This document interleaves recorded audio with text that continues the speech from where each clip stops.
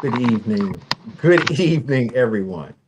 Let me take my glasses off of this because I want everybody to see the TAM. I want everybody to know this is Dr. John C. Turner, aka the Professor JT.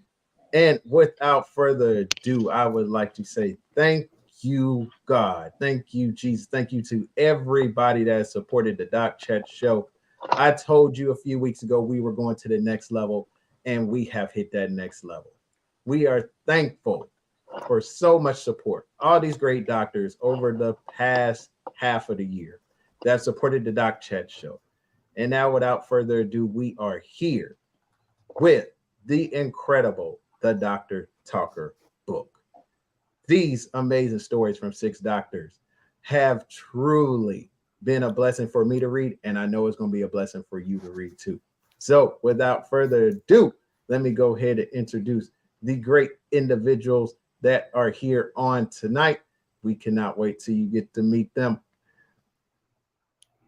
I have to say thank you to God for this incredible woman, Mrs. Denola Burton, the CEO of Enhanced DNA Publishing. She is absolutely incredible. Say hello to the people, Mrs. Hello, Denola. hello. I'm so excited to be here and so grateful that Dr. JT thought of me when it was time to publish this book. I am so excited to be a part of it and to be the first person to actually read it. And I am excited Oh, that we at Enhanced DNA Publishing were able to be a part of it. So thank you, Dr. JT, and all of the amazing authors that are a part of this book. appreciate it. Appreciate it. We have higher ed royalty in the house, folks. We have none other than Dr. Terrell Strayhorn, the man, the myth, the legend himself. Dr. Strayhorn, appreciate you coming on. Thank you so very much for your foreword. Tell us a little bit about yourself and what did it mean to write the foreword for this book. Welcome, Dr. Chostry. Yes, well, good evening to you, Dr. JT, to the other panelists. It's great to be here, and you're way too kind. I don't think of myself as royalty at all. You're the one with the cap on your head. That's a great look for you as a scholar, but glad to be here and be a part of the conversation. And it was a real honor to be asked by Dr. JT to write the foreword of the book, someone whose work I have admired and respected. Um, although he has great accomplishments and accolades to his name, he is a Kappa and I'm an Alpha, and I'll forgive him for that. But Oh, that aside, when a Kappa asked an Alpha to write the foreword to the book, to be the first in the book, I can't turn down that opportunity. But secondly, it's because I think the book and the topic is so critically important. Listen, all of us are here because we believe in education. Education put us in these little boxes that are on the screen, and each and every one of us have something behind our name, and we are blessed to be able to do important work. And so I celebrate Dr. JT and the team for documenting the narratives of those who have journeyed through graduate and doctoral programs.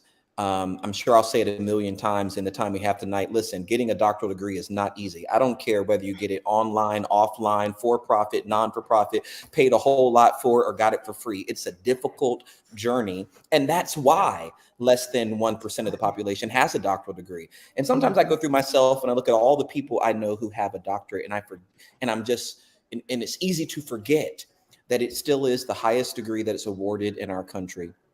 Very few people who look like those on the screen have them. And so we do need to expand the pipeline and increase participation. But I close by saying this: we won't expand the pipeline and increase participation until those stories are told. And so the book becomes a collection of, listen, the good, the bad, and the ugly, the things that are great and the opportunities that are afforded, but also the barriers and challenges that still get in the way of far too many people. So if you haven't already, go run to Amazon, pick up your copy today, read it from cover to cover, write a positive book review for it in our journals and online. I look forward to the conversation that we're about to have. man, God bless you, Dr. Strayhorn. Just beautiful. We appreciate all your efforts, everything you're doing in higher education. I'm telling you, it is a blessing to have those words in this book, The Dr. Talker. We are so excited. And one of our phenomenal authors, Dr. Candicia Randolph. We appreciate you, Doc. Go ahead and let folks know why you are excited about this book. Good evening, good afternoon. I don't know if Dr. McClendon is watching. It's good morning because he just sent me a message from Australia saying happy Tuesday, and that's all I saw of it before I turned my He's the phone over. man. So He's the man. we are grateful, for having people that we can say good morning, good evening, good night, and happy to. We're grateful for that expansion in this collective network that we have. For me, why this one, I don't know if you want to call it important, significant. I guess the question is, what is the significance for this one for me at this point in life, right? This is my third publication for the year.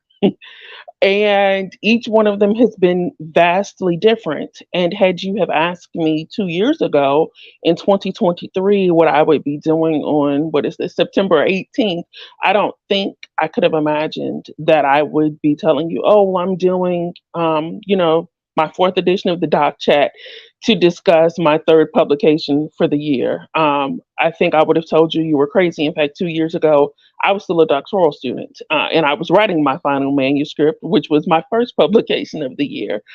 So for me, this one's really a full circle moment. I've had the opportunity to publish my own manuscript this year, as well as be a contributing author to a textbook.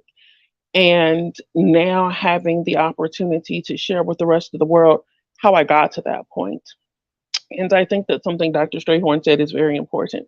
Telling the narrative, both the good or all of three, the good, bad, the ugly. I would add to those definitions the trying, the defeats, the wins. I think what's important for me in this manuscript is you all order it and read it. When you look at the bad had to be there to have good. There's a saying that if we didn't have rain, we wouldn't appreciate the sunshine, right?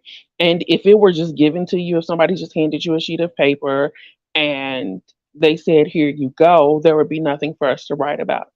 If we had not lived these experiences, if we had not have had the travail so that we could have the triumphs, we wouldn't have had anything to write about. And so I would admonish everyone who is listening that as you are partaking of our words of wisdom as well as our words of caution. I know in my chapter, I have some words of caution. Don't make the same mistakes that I did. Listen, don't do it. Just pick up the book, order the book, read the book, and you can bypass 2, 3, 4, 12 mistakes. But as you're reading that, don't allow our unique perspectives to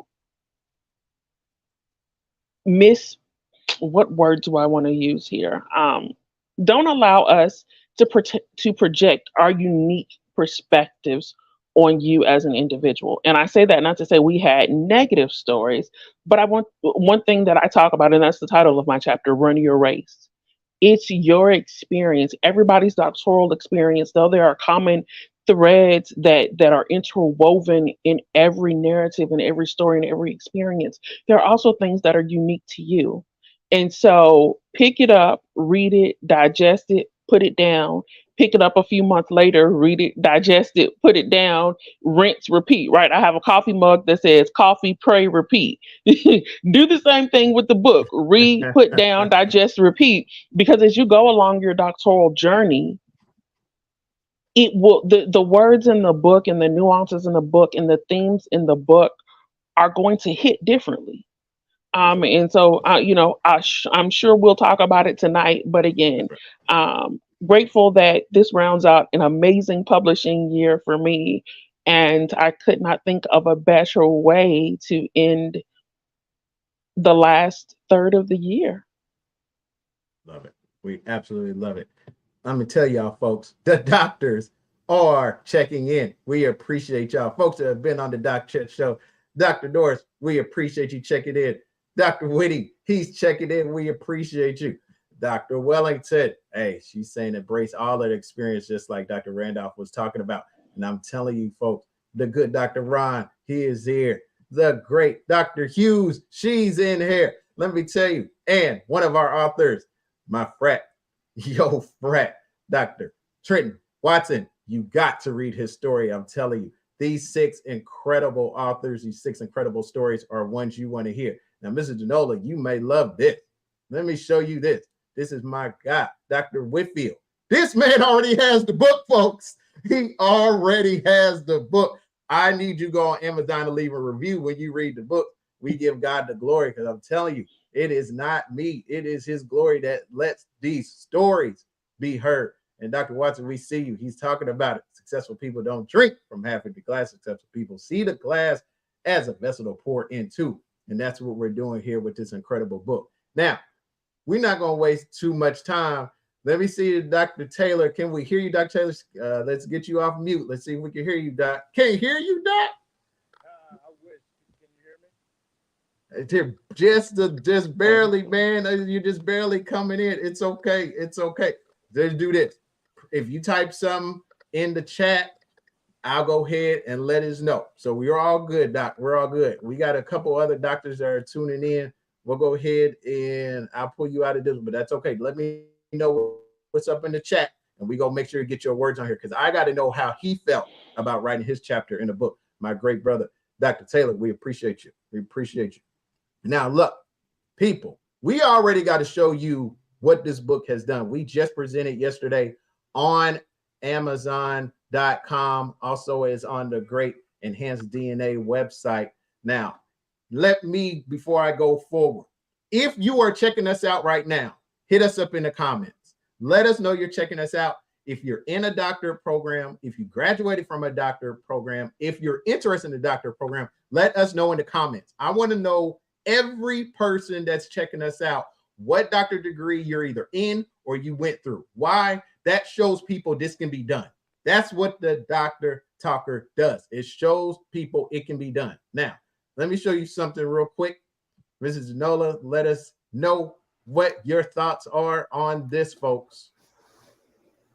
Already. So today, this book just went live, Sunday, yesterday? That's correct. #1 new release in 2 different categories, in adult and continuing education, as well as medical school guides. But there's even one more big announcement. It's #2 on the #1 best books.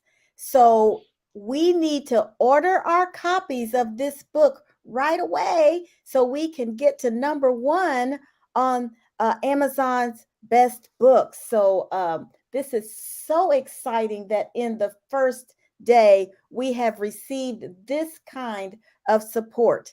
So can you scroll down a little bit, Dr. JT? Gotcha. Right there. There we go. See that? #2 in medical school guides. That's on the best sellers list for Amazon.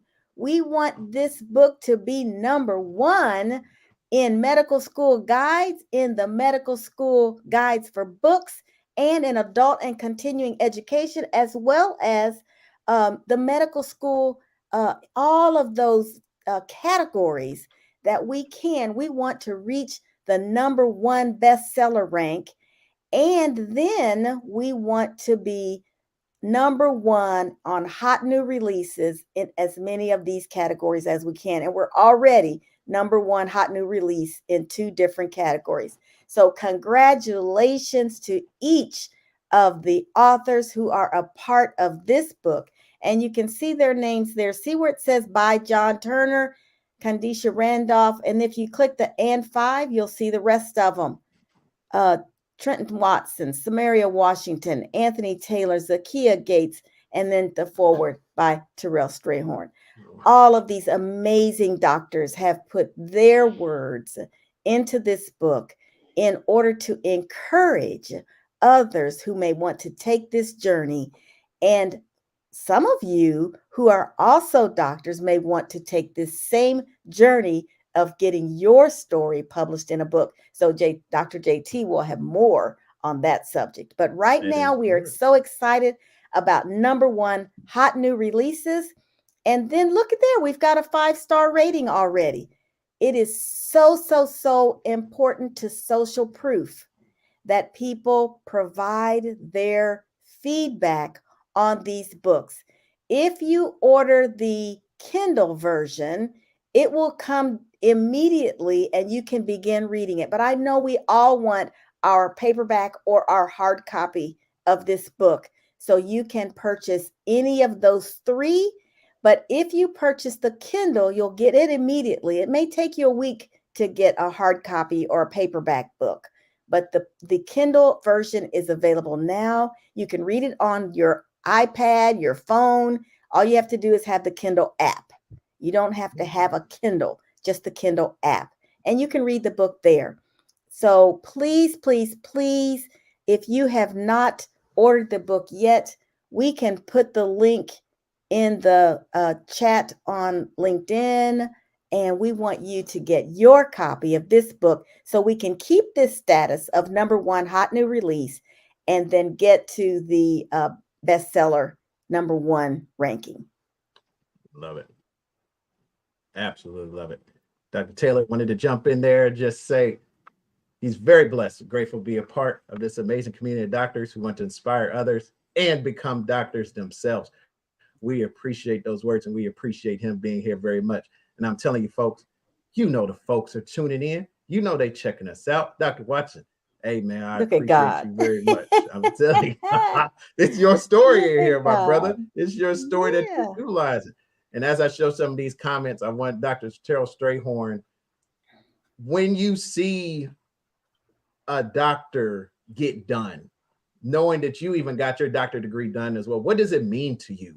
And why is it so important, as you talked about before, that these stories are shared? Because like you said, this isn't easy.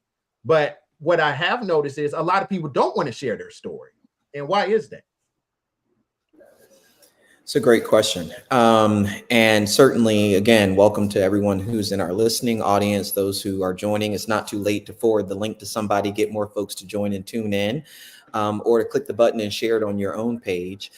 I think several thoughts sort of passed through my mind, both as I learn of folks who have completed their doctoral degree, but also as I think about the importance of story. And so I'll share a few thoughts and then certainly would love to hear from others about it. I mean, the one is, you said it earlier, Dr. JT, and that is,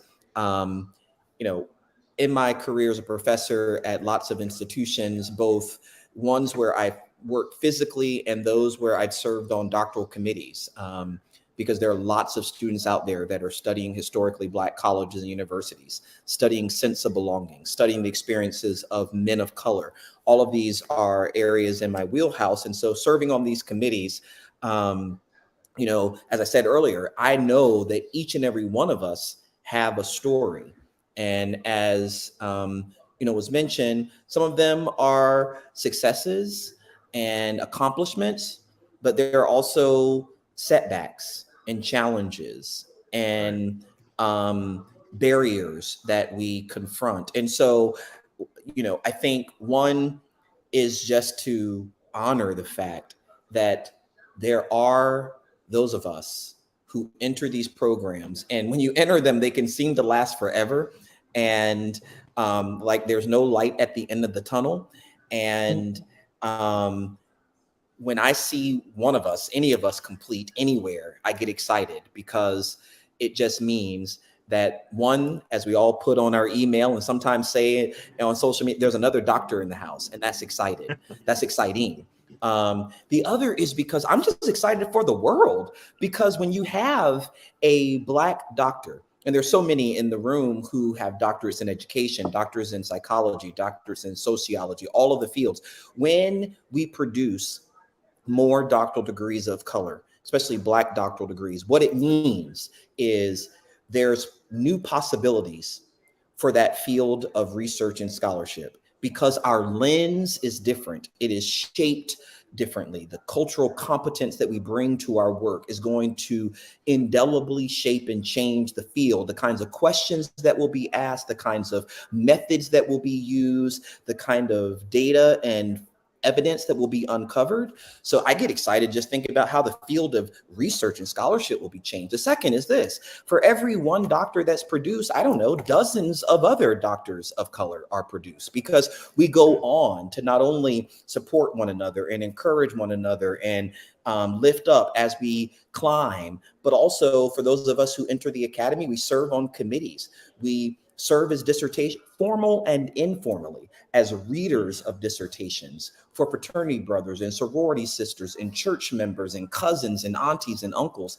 And then some of us go on to be faculty who serve on committees, who also produce more doctors of color. So in that way, I get excited because one doctor produce will no doubt produce dozens more. And then finally, I think when I hear of the accomplishments of Black doctors, and I know I'm speaking to the choir, but I'm a choir director, so this is okay.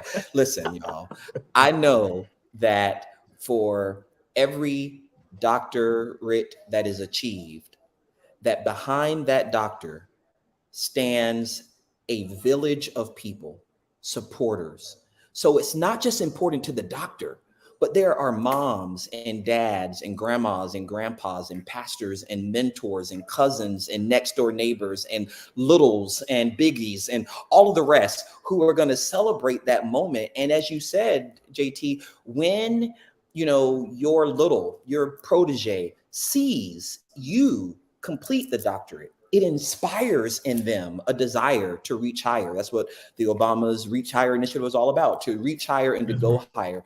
And so I close by saying, listen, that is all very exciting, but we still have work to do in the academy. The reason why I'm committed to being a part of virtual chats like this, writing forwards for books that are important like this, and serving on doctoral committees is because I know I've been on committees where women of color, Black women, want to employ Black feminist thought in their dissertation and layer their theories so that they're critical and they're culturally competent. But they want to also use some sort of creative methodology that transgresses traditional notions of what research and scholarship look like. It's credible work. It is good work, but it is different work. And people who don't look like us may miss the importance of that contribution to research. They may be less familiar with the need of melding together theories that fail to fit perfectly so that you can create a theory that is integrated and fits better, right? And so I think it is important for these narratives to get out, not just so you have a book and so we have another publication, but so that this book becomes curriculum in grad programs, in support programs that help not just equip students, but also equip the faculty and the advisors who are working with them so that their lenses are expanded and enlarged, so they start to see the importance and the dignity and the beauty of the kind of work that's going on across the academy. I'll stop there. I'm telling you, brother, we keep going all night. You're doing great work there, and we appreciate you being on and all your insights. Folks are still checking in. We appreciate you. Oh my goodness. Dr. Keslin, we appreciate you. She has a great book out that talks about getting a doctorate degree. Make sure you check out her podcast as well. She's doing great work. I want y'all to know this is not a competition, folks. We are making sure we get the word out. We're all trying to support doctors out here and do great work. Our great friend, Dr. Janet, we appreciate you. We care about you. We love the fact of what you're doing. We appreciate you very much. Doing great work out there. Appreciate you checking in and tuning in. Now, let me make sure we get everybody else that's tuning in. Hey, we appreciate you, Dr. Jeff. We appreciate you again, because, hey, showing love to Dr. Strayhorn. That's what we do here. We absolutely love it. And all these powerful stories are stories people need to hear. Now, I want to make sure that we go back to Dr. Randolph as she's here and she's tuned in. Dr. Randolph, tell us why you think right now you want to make sure people understand the importance of getting their doctorate degree, because I don't think people think school is cool anymore. And why do you think it was important for you to get your degree, and why it is for somebody else to get their doctorate degree? Woo, first of all, I'm a nerd, so school is always cool. That's probably why I have 4 degrees. None of them are with your associates. I see people's like bios now and they say, I have 4 degrees, an associate in this and this. I'm like, oh, that doesn't really count, but God bless you, right? That certificate from Harvard. Yeah, we Right, know. We got you. right. I passed the LinkedIn course. Beautiful. God bless you. But to answer your question, oh my gosh, there are so many reasons. And I'll piggyback off of what Dr. Strayhorn said. And if I'm to be totally transparent, which I was in the manuscript, if you had gone on another 30 seconds, I would have been in tears Come on with it. because Yeah. everything. Oh, I'm going to make myself cry, Lord.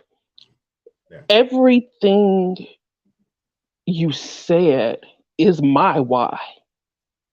Because there were no Black doctors in my family, because my grandmother, who passed away 3 months after I got the phone call that my name had been changed, never even dreamed of higher education because she didn't quite understand what I was studying, but she knew her granddaughter was going to be a doctor and she was proud. Because of the fact there continues to be an attempt to marginalize and suppress our voices in our stories, in our experiences, not just in the corporate world and not just in the political arena, but very much in academia. The textbook that I contributed to this year was a project done by 2 professors at my university, my most recent university where I graduated. One of whom is the director of my program, the other, the director of the PhD side of it. For those who are unfamiliar, I have a doctorate in strategic leadership. I'm a leadership specialist as well as an organizational development specialist. And then our dean of the program was also acting as an editor. I had just graduated and was on the other side of the world, literally in Dubai. I saw on Facebook, Dr. Patterson, who's the director of my program, was like, Dr. Winston and I are looking to write a book about followership. We're looking for contributing authors. Here's some of the suggested topics. Now, you would think somebody who had just walked across the stage like 2 weeks before that would have said, no, have a seat, go about your life. No, not me. The overachiever was like, sure, hey, I'm interested.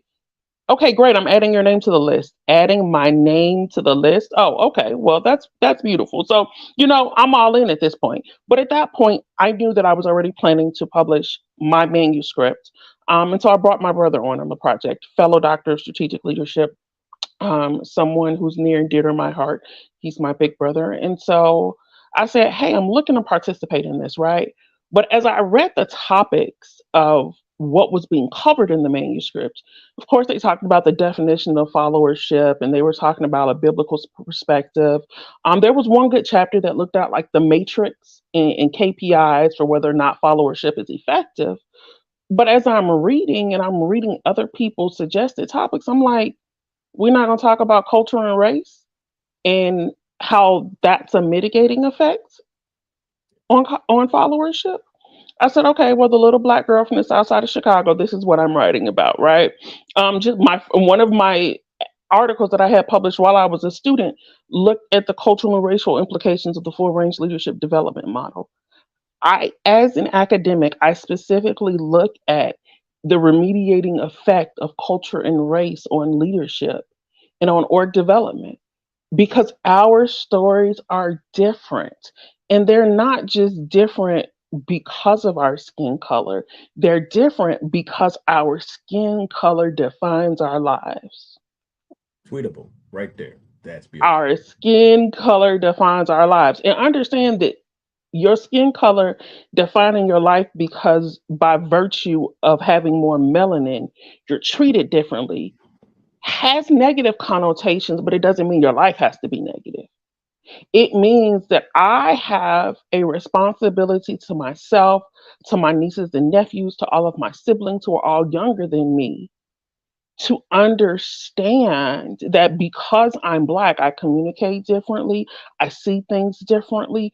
If you ask me a certain question, I'm automatically on edge. You talking to me about the fact that, oh, my hair is curly causes me a microaggression. You telling me that my shirt says pink and the shirt is blue causes me another microaggression.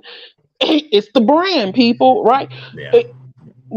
That story, without us being in these spaces, as Dr. Strayhorn said, those stories never get told. No one's ever excuse me, no one is ever enlightened.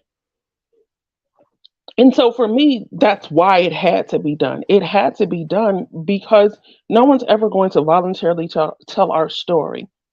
No one is going to voluntarily, excuse me, admit to the systemic injustices that are thrust upon us by virtue of the fact of our skin color. No one's going to talk about the fact that some of us, and so those of you all who are aspiring doctors and who are emerging doctors, meaning you're in a doctoral program, I want you to listen to this very well because you may have thought you were alone. The fact that you feel like one of your professors, the director of your program, or some other person at your school has an air about themselves that you don't belong there, you belong there, and that's their problem. And I won't call out anybody's name because I'm not here to name bash anyone, but I experienced that. Right. And it was a very, very particular feeling. Like you might not have been able to put your finger on at the moment why I don't like that person or why that person rubs me the wrong way. But as you dissect it, and even as you begin to speak with your colleagues, you understand that there are some people who will be in the room with you who feel like we don't have the right to be in the room for whatever reason. That is why it's important to achieve at this level, but not just that, but again, because of that community. I have people in my life who, one of my undergrad advisors, Dr. Andre Thorne, who happens to be a Kappa, when I finally got to the point of the doctorate degree, he was like, oh, okay, I've been waiting on this. You took forever to get. I was like, wow, really? That's what we're doing here. You tell me you were waiting for me to get to this point. One of the teachers who taught at my elementary school before I got to the level where she taught, she had gone on to another school, but we still have a relationship. And when I was getting my second master's degree, she said to me, okay, well, you still have one more to go. I said, I'm sorry, what are you talking about? She said, the doctorate degree. I was like, I don't understand how all of you all seem to think that I'm supposed to achieve at this super high level just because it's what you want to see, right? But those of us who have the responsibility, my soror, Zora Neale Hurston said, those who don't have it can't flaunt it, but those who do can't hide it. And those of us who have been equipped and endowed indelibly with a certain modicum of not just intellect, but fortitude, okay? And the fortitude is more prevalent and it's more important than the intellect because there are a lot of smart people out there. Some people just don't have the wherewithal. Some people don't have the perseverance. Some people don't have the grit. Some people don't want to pledge it out.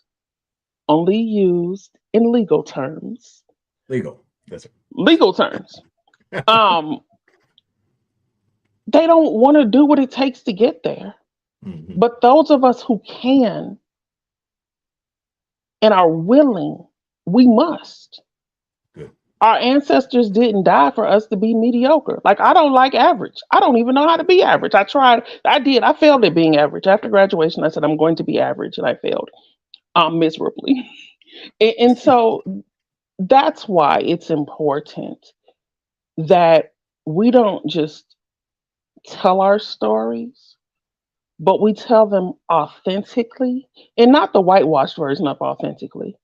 Because the word now is a trending word, and trending words, I don't really like to use them while they're trending because I feel like they become somewhat baseless and watered down.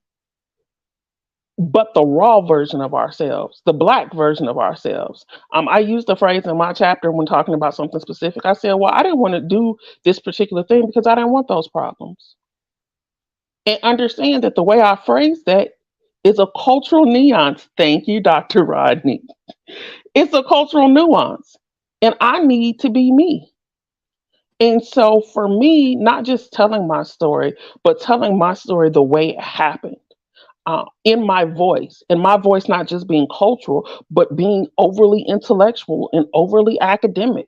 I understand that everybody kind of doesn't get it, right? Right. But to get me, you have to understand my voice. And far too many times, our voices are not our raw voices. They are a whitewashed version either because we feel like it's what we have to do, or because we're trying to acquiesce to a system that's already stacked against us. And so for this story to be told in this medium by this group of professionals and scholars and academics with the particular publisher whom we were able to do it with magnifies the impact of Black girl magic, Black boy joy, being our ancestors' wildest dreams. We have embodied and personified those things while setting the stage for anyone who dares to step into their own greatness. Absolutely love it. We love it. I'm telling you, folks, we can't even put into words how grateful we are for these incredible folks that are on here, these incredible doctors that have put their words in the Dr. Talker book. We want to make sure we show love to Dr. Zakia Gates and Dr. Samaria Washington, who could not be with us. Also, Dr. Trenton Watson. These other great doctors have provided incredible stories. These are the stories you need to hear, because if you hear them, if you read them, and if you get these words in your spirit yourself, you're going to know you can do this. You can really do this. That's why this book is so big. So I'm going to go back to Mrs. Danola. Now tell us about everything on your website. I want to make sure I pull this up about the book.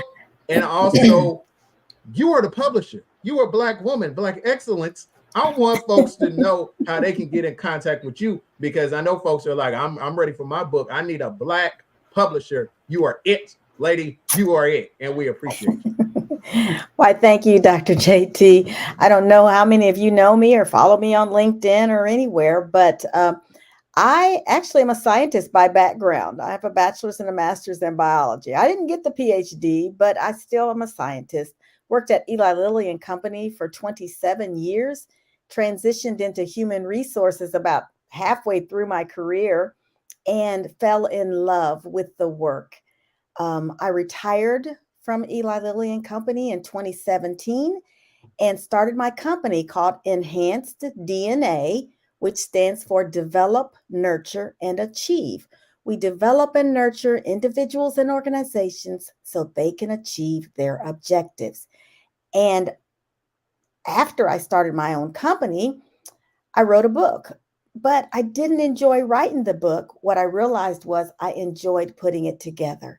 I joined the Independent Book Publishers Association and became a part of their publishing university and learned how to publish books the right way. And I am very committed to ensuring that people publish their books professionally and not just put junk out there, because I've seen a lot of people who don't know how to publish, but they want to get it out there, so they get it out there. So we have, since 2019, published over 60 books. Wow. And 15 of those books have received national recognition, over and above some of the recognitions through the Amazon hot new releases or bestsellers. Received recognition from literary organizations like the Best Book Awards, the Best Writing Awards. So lots of different publishing and literary organizations are recognizing our books because we have books that are competitive at all levels in all different kinds of genres. And as you'll see, these are some of the authors that we have. We do not discriminate. We allow all people to publish their books. But our goal is to ensure that whatever type of book that you want to publish, that it is done with excellence. And so at Enhanced DNA, we say that we are high touch and high excellence. And we will definitely assist you in publishing your book with excellence. Love it. Absolutely love it. I'm telling y'all, folks. Yeah, you'll make see sure- here that the Dr. Talker books are Contact. also available on our website.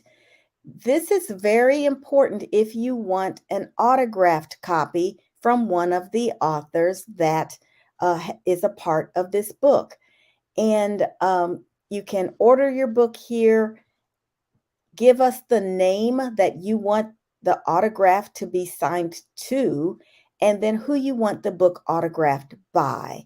And so that author can send that book to you directly.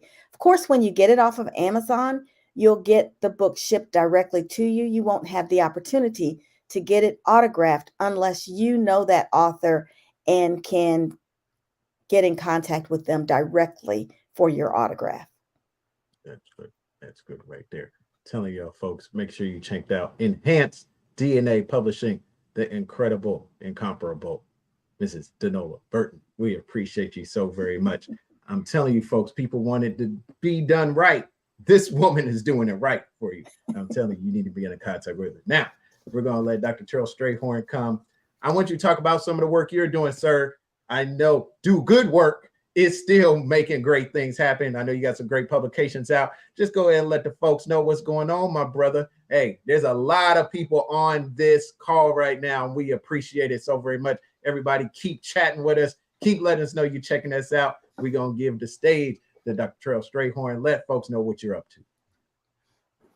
Sure thing. Well, first, I mean, again, special shout out to Ms. Burton, to Enhanced DNA. That's an incredible job and service that you're providing. So we've been talking a lot about the PhDs and the production of PhDs, but listen, you see it in the chat. Lots of us have book ideas and we have lots of stories to be told, but sometimes it's difficult to get thought to paper and then paper to print and print distributed to the masses. And so we certainly celebrate Dr. Burton and the important work that you do. To all of you who are in the listening audience or will watch this later, I got to tell you, if no one's told you, listen, there's a book in you.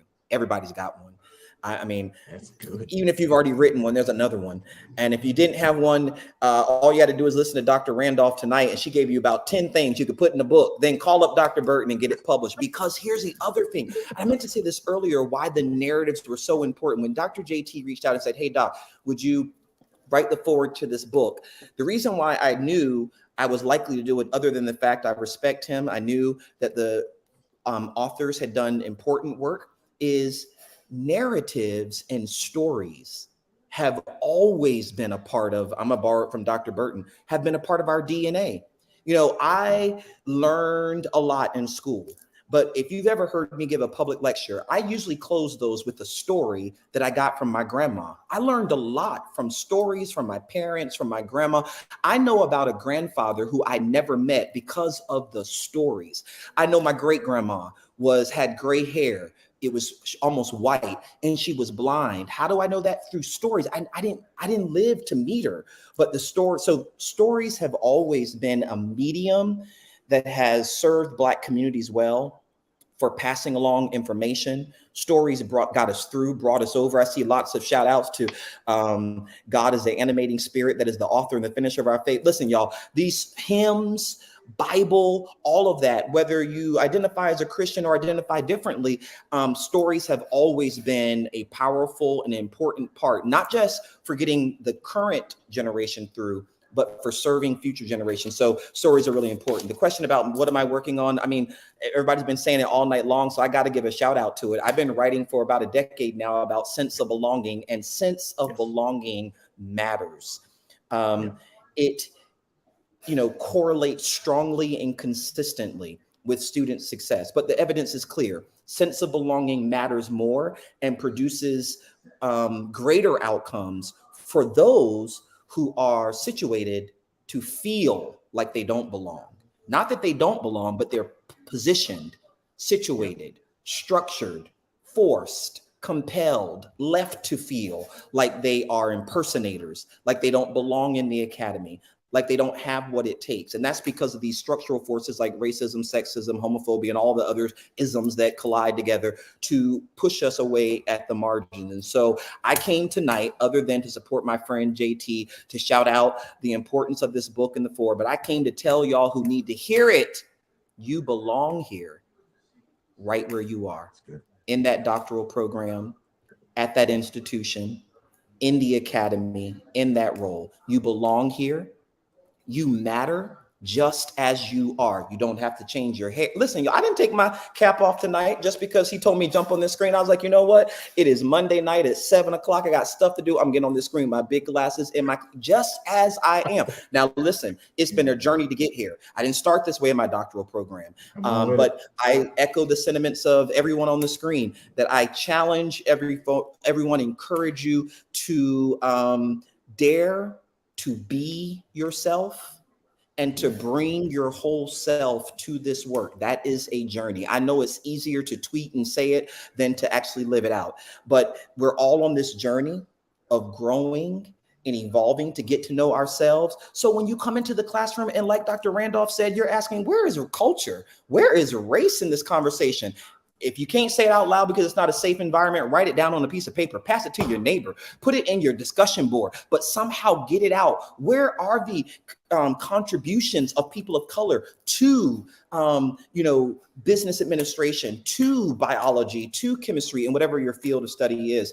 So I dare you to encourage you to do that. You do belong here. You do matter just as you are. You are enough and you're never too much. So show up, glow up the way you want to each and every day, and let tonight's conversation and the book and the comments in the chat and the people on the screen be a testament that you can make it. I was telling Dr. Randolph, listen, in the private chat, I had similar situations that she talked about. And in my doctoral program, I had an advisor who told me, you have the academics to be admitted, but you're way too young and you're way too inexperienced. And so she said, if you get this doctoral degree, and I know there's some folks who are probably in my doctoral program, y'all know who I'm talking about. Listen, she said, if you get this doctoral degree, you will be overqualified and underexperienced. And friends, listen, she right. When I got into my doctoral program, I think I was about 25 years old. I was inexperienced. But listen, my grandma knows something that doctor does not know. My grandma don't have no doctor, and my grandma's not even living anymore. But my grandma, when she was alive, said, baby, if you don't have it today, you just keep on living because you're going to get it. What that professor missed is that I'm going to get older. And with age and with life, I would get the experience that would match with that doctoral degree that will one day make me qualified to write a forward for a book, to be on a panel, to write my own publication. So for anybody who's ever heard someone say that you're not enough, we came tonight to tell you, you are enough. You're never too much. You do deserve that seat. You do deserve that seat at the table. But now that you're at the table, the question is, what are you going to do while you're there? That is, you got to change the conditions of the room and bring up the kinds of issues that serve our community. Race is not the only one, but race is an important one. I like to say to my students, listen, raceless work is useless work. What's the point of talking about it if we're not going to talk about race, especially in today's time? And, as Dr. Randolph mentioned, as we become more comfortable with ourselves and bring our whole self to the work, you become the role model that Dr. Burton was talking about. For so many people, it is impossible. I used to say it this way. I'm going to say it and then I'm going to finish it and correct it. I used to say it's impossible to become something you've never seen. I'd say it all the time. Put it on Twitter. It's impossible to become something you've never seen. So looked in the mirror and realized I've become something I've never seen. So it's not impossible. You're looking at a group of impossibilities. You're looking at a chat full of impossibilities. But I'll tell you this, it is harder to become something you've never seen. And so we do need role models, both in physical form and in written form, who will inspire and generate us, the momentum to get done. So what I'm working on these days, I've doubled down on the work on belonging, not just belonging at the undergraduate level, but belonging at the graduate level, belonging in the workplace. And if I can find another place to study belonging, I'm gonna do it there too, because belonging does matter. And if I've noticed anything, the one thing I've noticed about the forces that conspire to keep us out of the academy, what they're really trying to do is create conditions that tell us indirectly and directly, we don't belong here. You look at the curriculum, you look at the signs on the wall, the people at the front of the room, the admissions policy, it all has a message to it. And the message is trying to get us to believe we don't belong here, so I may as well not try. Well, we come together as a formidable force against those powers and principalities to say, not on our watch, you do belong here, just as you are. You will be successful. And that's why this book is so important. Thanks, Doc. Man, thank you, Dr. Strayhorn. I'm telling you right now, if you ain't got an offering, you better get one and give it to that man. Because, my God, we appreciate you. We appreciate you. Before we go to Dr. Randolph for her to give her some words, make sure you connect with DNA. That's Enhanced DNA Publishing with the amazing Danola Burton. She does a free consultation. Hey, folks, I'm going to let you know right now, I am a 2.2 high school graduate. 2.2 high school graduate with a PhD from Indiana University. Wasn't supposed to happen, but God made it happen. But it's because people believed in me and I believed in myself. That's why we wrote this book. There are so many great stories in this book. And I'm gonna be flat out honest with you folks. There may have to be a part 2 because we need to share more stories. We need more people to know that this is possible. This can happen. And I'm telling you right now, if you got a book in your spirit and your heart, you need to contact Mrs. Danola Burton because she's doing great work. And I appreciate it very, very much. Now, Dr. Randolph, let's tell some of the folks what you're working on. I know you have another book out. I want to make sure you get the time to go ahead and talk about that and give us final words on this amazing, amazing Monday. We appreciate you as we're talking about the amazing book that Dr. taught. What am I working on? My Lord, that's for me. That's a loaded question these days. First of all, yeah, like you said, if you all have Zelle, Cash App, whomever, make sure you run the man his coins because he has lifted my spirit. And people usually tell me that about me. And so I am grateful for you and all of the forces of technology principalities working against me this evening. And so I appreciate you in your genuine authenticity. And so I want people who are wordsmiths and semantics like I am, and your genuine authenticity. In terms of what I'm working on, before I give you parting words, recently launched my website and full scale launched my own leadership and organizational development consulting firm. You can reach us at https://finer consulting service, no S on the end, .com. We specialize in helping people holistically understand leadership and helping organizations operate optimally, especially nonprofits. I'm specifically passionate about helping nonprofits maximize their global output because it's nonprofit organizations that help change the world. There's a list of various services and my various expertise that are on there. Don't want to get off into that too much. Yes, there we are. On the last page, you can sign up for my calendar on there, as well as email me and I again have a free consultation.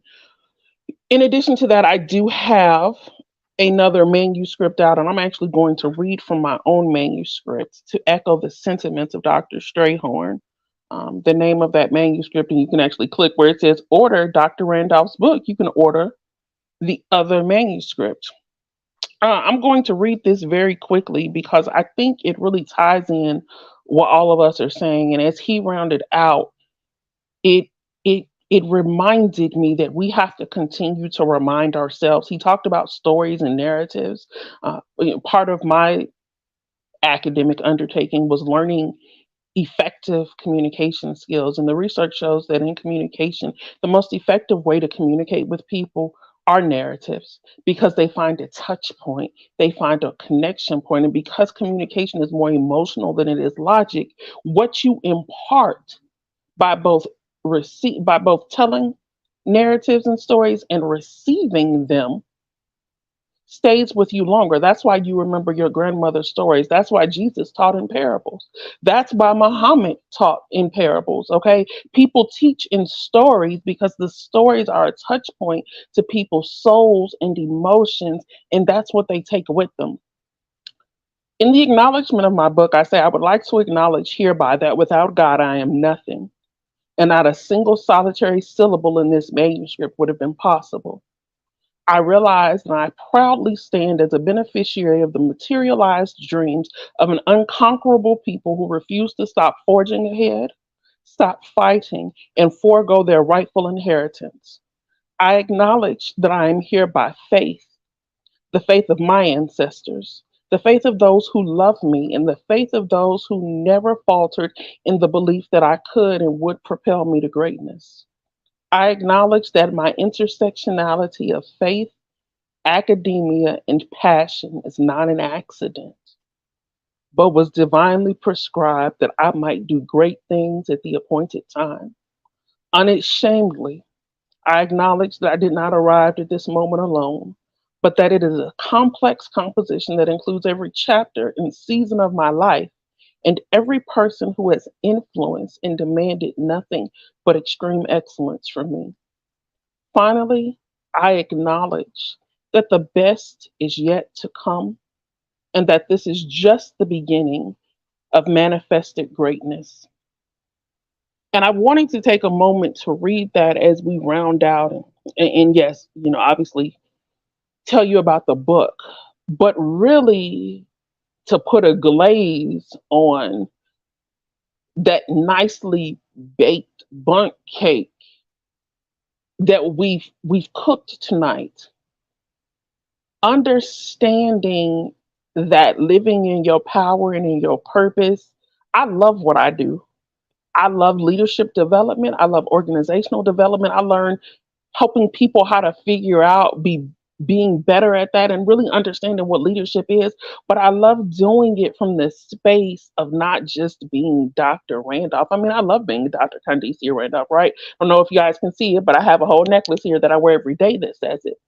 But I love that I get to do it in my brown skin with my extrapolated vocabulary and with the air about myself. Oh, that I know what I know. I'm not ashamed of what I know. And for those of you all who did not see the title of the book, the title of my book is The Black American Church Leadership Dispensation and Challenges. I was graced to win Project of the Year when I graduated. The way our school does it, there's a PhD project, there's a dissertation of the year, and a doctoral project of the year. And I got to do it writing about something that has had the single most significant inflection point on Black American culture. And I didn't have to dummy it down. And I didn't have to worry about how somebody feels. And I didn't have to worry about if I stepped on someone's toes or if I hurt somebody's feelings or if the truth was too raw. And even the things that are raw and that people don't want to hear because it's not a book to make you warm and fuzzy. So spoiler alert, if you're reading it and if you're going to order it and buy it and think that, oh, it's going to lift the church up to here. And, I don't know if I agree with that. That's not what it is. Okay. But I was able to tell the truth, not my truth, because it's based on data and other people's perceptions and other people's experiences, not my experience. But I was able to do it in every ounce of authenticity that comprises Candicia. And so every day when we talk about what we're working on and what we're doing, I am blessed to be able to walk in a space that I'm doing multiple things that have brought me joy.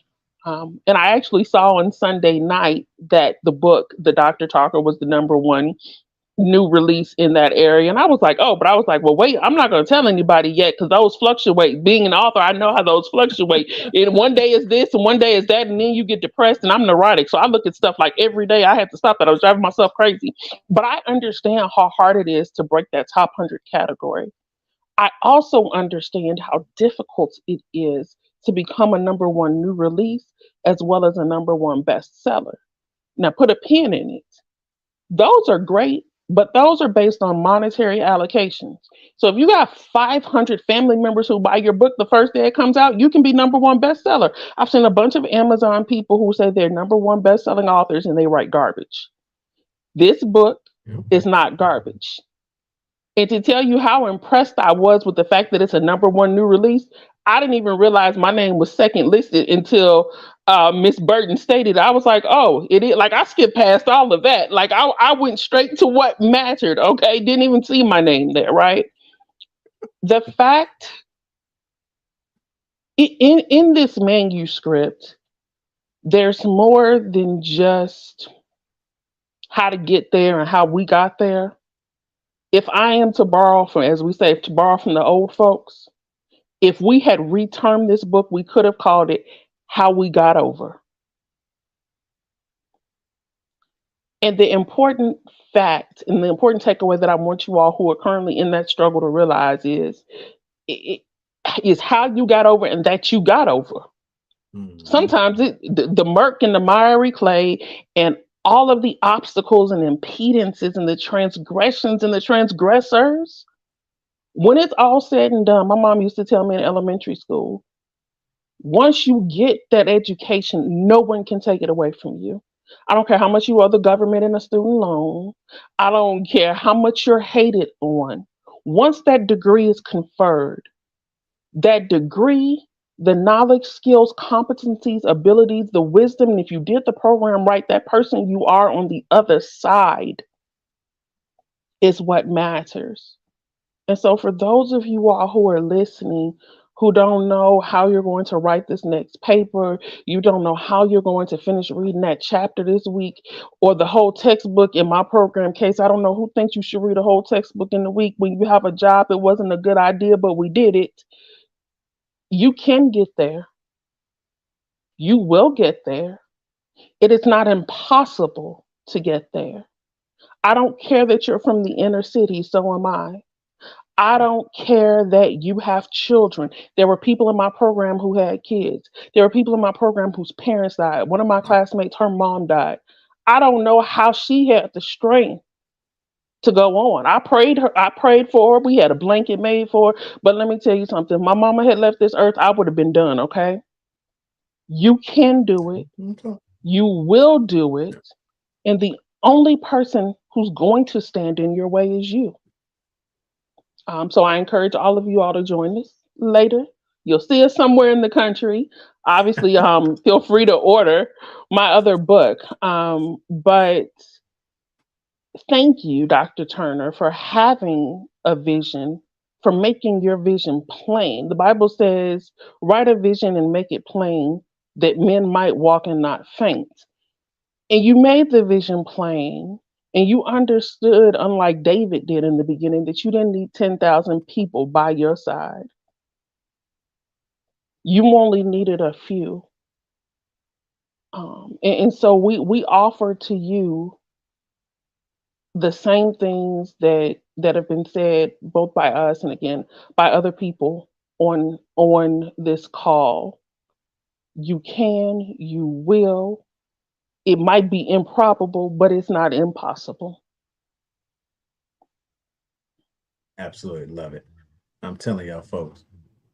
Mrs. Zadola Burden, we got Dr. Candicia Randolph and Dr. Charles Strayhorn. They're great doctors. Dr. Anthony Taylor, Dr. Trenton Watson, Dr. Zakia Gates, and Dr. Samaria Washington. This is the Dr. Talker, folks. Go ahead, Mrs. Zadola. Go ahead so we can go ahead and wrap up, but give us some final. Thank you, Dr. JT, for bringing this specific group of amazing doctors together to produce a phenomenal product. While have been on this call, I have been watching the numbers, and we are getting orders. So thank you, those of you who are supporting us. Thank you. And this Appreciate it. book will, yes, we want it to get accolades, but we want the message to be heard, and we want people to make a difference in their lives as well as the lives of those around them by becoming a doctor themselves or supporting someone who wants to become a doctor. So thank you to all of you. Dr. Strayhorn, your forward was amazing. So thank you for those words of inspiration that get this book started. And thank you to everyone who has been a part of this particular program, because I have truly, truly enjoyed being a part of it. Love it. Absolutely love it. Dr. Trenton Watson, one of our great authors, said, I was told that I would never attain such a high degree of education. Well, my mom said, when you run your race, don't get caught up in the laces because Jesus controls the ties. So no matter where you are in the race, victory is yours. Victory That's is Dr. Trenton yours. Watson. Amen. Make sure you check out his chapter and check out all the great chapters of these amazing doctors. As Dr. Randolph said, we are looking at coming to a institution of higher education or a great event place in your city. We want to do that. So definitely reach out to myself if you are interested in the Dr. Talker authors coming and speaking with either your doctor degree program, individuals, or even your community. Let's make sure we encourage the next generation. We're going to get some final words of Dr. Charles Strayhorn. Hey, brother, God bless you. We appreciate you so very much. Go ahead and take us on out of here. I mean, what more is there to say after such a wonderful conversation? And we went from academics to theoretical frameworks and methodologies. Then Dr. Randolph brought us back to stories about David. I don't know what else to add except to say that, I'm thrilled to, it's a great way. I mean, I'm sure these sentiments are likely with everyone who's watching it in the chat. What a better way to end a Monday night than to be in a good room with good people talking about an important topic that is uplifting, it's inspirational. I spend most of my time, if I watch television, I don't watch a lot of it, but if I do watch, I usually watch a mix of sort of crime shows like Dateline and 48 Hours and SVU. And then I typically will switch and I'll watch some, I'll spend some time watching the news.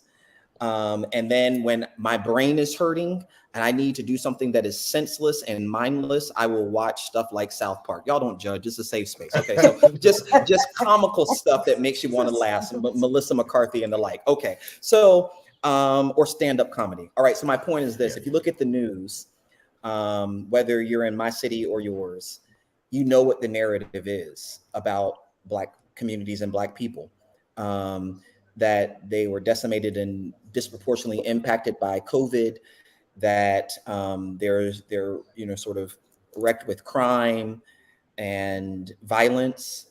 And we've, for a long time, needed to change that narrative and tell the story, which in a theoretical sense we call the counter story, about the resilience and the strength and the grit and the tenacity and the genius and the brilliance and the beautiful, the beauty and the excellence of Blackness and Black communities and Black people.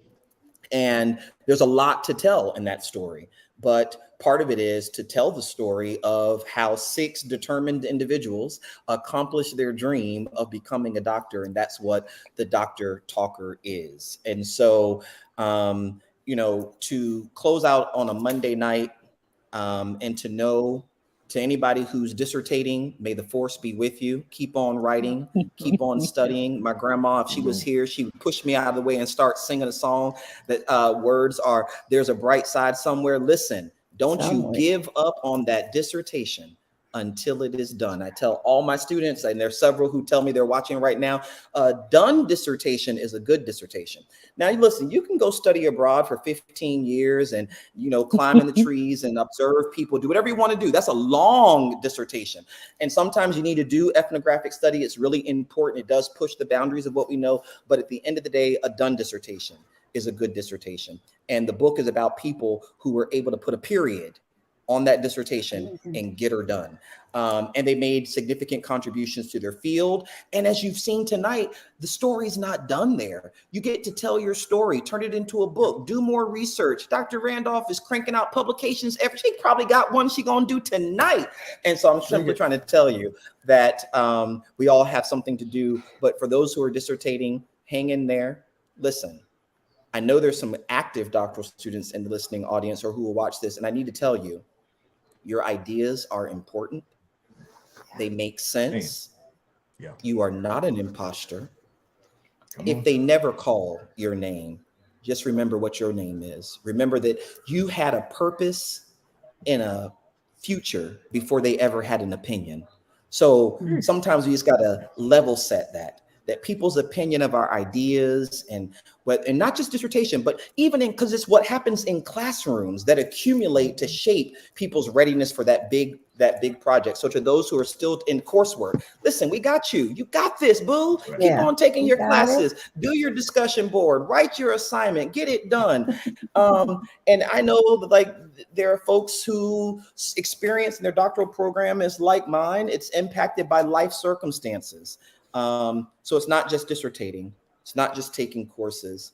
To those who are, burning the midnight oil so you can work during the day because you're taking care of kids and taking care of aging families and grieving the loss of parents and grandparents and neighbors. May the force be with you, and know that it is, that when you need help, it's okay not to be okay. Call on us. That's what we got LinkedIn for, y'all. That's what we got Twitter for. You don't got to know nobody. Just look, bruh, sis, I'm hurting. You got a doctorate. I'm trying to get through my doctorate. I need somebody just to get on the phone and tell me something. You can call people up, jump in their DMs. There's a good reason to jump in somebody's DM. Do it so you can get the support and build the village of connections that will lead to your success. And when I went through I'm dating myself, and I should shut up. I definitely should shut up. But we didn't have all this social media, all of it. We had some of it, y'all. We didn't have all of it when I was going through my doctoral program. I'm not a fossil, but I'm a little bit older than some. And we didn't have it all. So if I wanted to meet somebody and get some support, I had to go to a conference. I had to go to their campus, go down the hall. We don't have to do that now.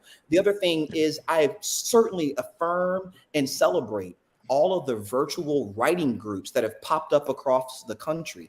And if you're a person who knows that you don't like to write in solitude, create a virtual writing group. Find some buddies who can hop on Zoom. It's called Being Together Alone, or writing alone together. I'm sorry, writing alone together. Where you come into a Zoom room, put yourself on mute. We just say hey to everybody, but you got to be quiet because we're trying to write. We're all writing different stuff, and you can unmute and say, "Hey, Dr. JT, I got a question. How does this sound?" You can bounce ideas. Listen, we have been doing this kind of collaborative call and response, not just in church. Somebody say amen. It works in church, but it also through your doctoral program too. And so I'm just simply trying to say thank you, Dr. JT, for bringing us together to share strategies about what works to build community. I'm gonna count everybody who listens, watches, and is in the chat as a part of my extended family and community tonight. And I want you to know you are not alone and you can do this. Thanks. We appreciate those words. Absolutely phenomenal. We appreciate you, Dr. Smith. Look what he said. He went and got the book. We appreciate you very, very much. We appreciate that more than you know. And I'm telling you, folks, if you are interested in a doctorate program, get the book. If you're in a doctorate program, get the book. If you have even graduated with your doctorate degree, you are a doctor now, get the book, because every aspect is touched by these authors. You're talking about LGBTQ, you're talking about parents, You're talking about individuals that have been through all kind of things in life. It's deep. There are some deep stories in this book. And I'm telling you, we want you to have this book because we want to show you that you can do this. It is possible. These great people got stuff to do. I'm gonna let them go because I'm telling you, we could be here all night, folks. I'm telling you, we are preaching messages right here. And because I know y'all need it, get ready because we're coming to your town. Y'all might as well get ready. We might have to do this one more time because the other authors want to come on. We want to let you know there are people that look like us that can get this done. And I'm telling you, don't get in your mind, oh, I got to get that Black Doctor book. It's not just a Black Doctor book. This is a doctor book for everybody. These stories are for everybody. I need folks to get this book. Share them with your network. Make sure you have them. Appreciate y'all so much. Doc, we appreciate you. I'm telling you, buy the copies for others. We want to make sure that y'all get it. We want to make sure that you get the support and help you need. As Dr. Strayhorn said, man, please ask for help if you need it. You're not in this alone. You are not in this alone. All right. I'm just going to ask one more time. Does anybody have anything else before we wrap up? Anybody? Oh, Dr. JT, I have one more thing. Since I let all of you all announce the fact that he was an Alpha and that you're a Kappa, I don't want to get put out because I happen to be a life member of Zeta Phi Beta Sorority Incorporated. So I'd hate to get put out as a life member for not making sure that I mentioned that. You're just fine. You're just fine. All D9 love, all here, all Black love, all people of color love. And I gotta say this before we go, because I'd be remiss if I did not say this. And we appreciate you, Dr. Darren. We appreciate you very much. It's on the way. It is on the way to you. Appreciate you. If you say anything about you or sense of belonging thought leader, you better be talking to Dr. Terrell Strayhorn. I've seen a lot of people do it. And I'm telling you, that is the man that has created the sense of belonging narrative. I have it in my own dissertation. And I'm telling you, it is the truth. Individuals need to know they belong on our college campuses. They belong in our communities. They belong in our jobs. Sense of belonging looks at all aspects of where we belong. And I appreciate you for that. I definitely do, because it totally has been a blessing in my life. Sense of belonging has been amazing. Hey, they showing you love. You know, we see y'all, Howard University folk. We see y'all. That's all right. We love it. We absolutely love it. So thank y'all so very much. We're going to go ahead and sign off. I got my guy, Dr. Watson, my frat. He talking about one more time. We will have to keep that in mind, because I'm telling you, more people need to see this. Share this video. We're on LinkedIn. We're on YouTube. Share this with folks. Let them know that we was on. Let them know we were talking about the Dr. Talker book. Let them know where it's coming from. It's on Amazon. You go to Enhanced DNA Publishing. You can get it there as well. I'm telling you, make sure you get it. Dr. Terry, we appreciate you. Hey, we appreciate you very much. Make sure you share this book with somebody. I want to see it in the hands of doctoral students when they first go into their doctorate degree. You should read this as soon as you get into doctorate degree, because everything I've heard ever since we started the doc chat, ever since, I wish I had something like this when I started my program. It's here.